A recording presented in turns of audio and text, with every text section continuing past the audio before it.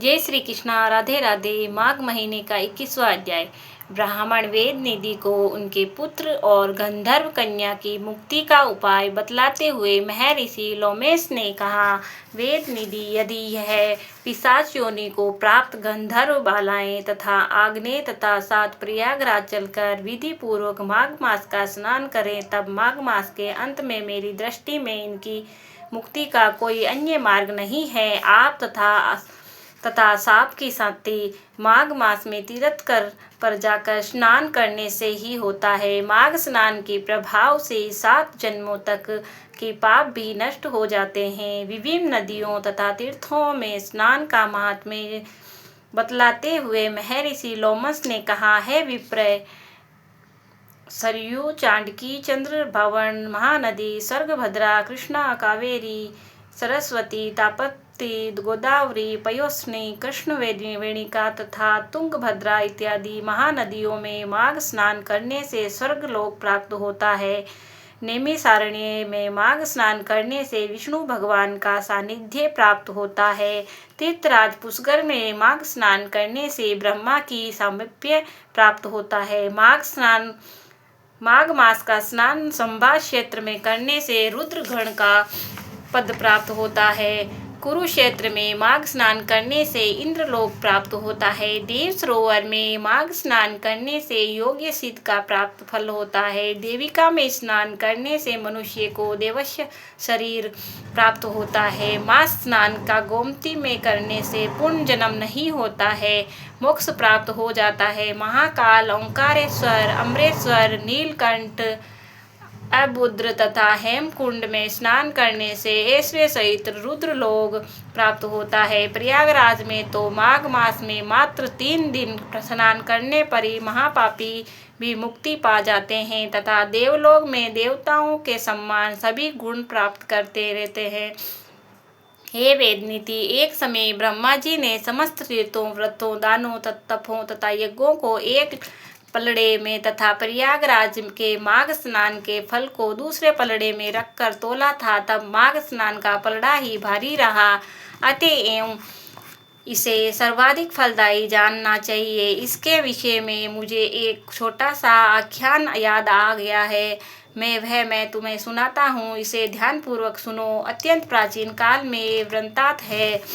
अवंती राज्य में वीरसेन नामक का एक धर्मात्मा राजा राज्य करता था। उसने नर्मदा नदी के तट पर राजसूय यज्ञ किया था। उसने 16 अश्वमेध यज्ञ भी किए थे तथा इन यज्ञों में उसने अतिथियों तथा अभ्यागतों को स्वर्ण और आभूषणों का अवर्णनीय दान किया था। हे विप्रे, उस धर्मात्मा राजा पर्वतकार अंत के ढेर ब्राह्मणों को दान में दिए थे।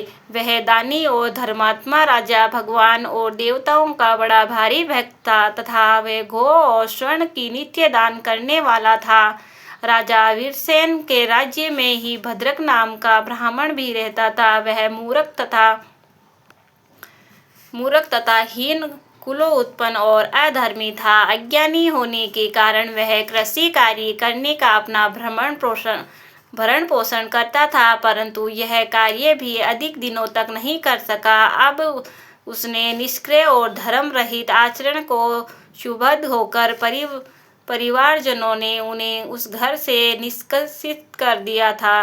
तब वह क्षुधा तथा कष्ट में व्यतीत होकर इधर उधर भटकने लगा है। विप्रवर, एक दिन तीर्थ यात्रियों का एक दल स्नान करने के लिए श्री प्रयागराज जा रहा था। भद्रक भी उसके साथ हो लिया। वह मार्ग में हरि कीर्तन तथा हरि कथा सुनता हुआ उस तीर्थ यात्रियों के साथ ही प्रयागराज को गया।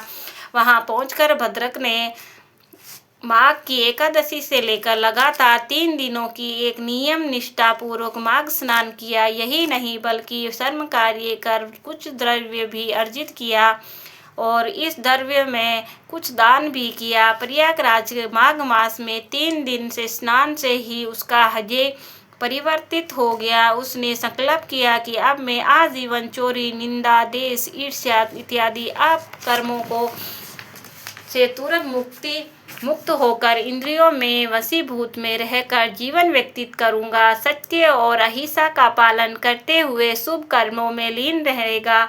आगे उसने अपने संकल्प अनुसार ही जीवन व्यतीत किया। उसने भिक्षावृत्ति तथा दान इत्यादि देने को त्याग कर कठिन श्रम करके जीवन व्यतीत करते हुए परोपकारी जीवन बिताया। अपनी परोपकारी वृत्ति तथा ईश्वरीय भक्ति के कारण भद्रक संपूर्ण प्राप्त में लोकप्रियता तथा श्रेष्ठ सम्मान को प्राप्त करता गया।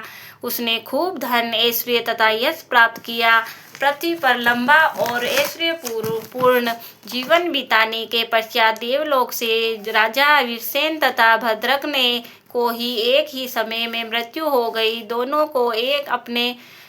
को ही अपने सत्कर्मों में स्वर्ग प्राप्त हुआ। मैंने स्वर्ग में जाकर उनकी स्थिति को स्वयं देखा है। वह आज भी स्वर्ग में निवास करते हुए दिव्य सुख भोग रहे हैं।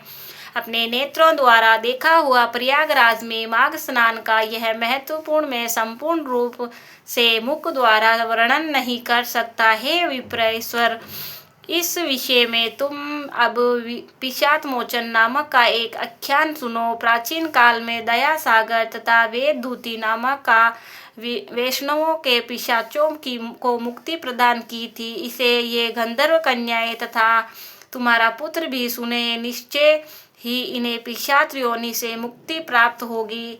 बोलो कृष्ण कन्हैया लाल की जय।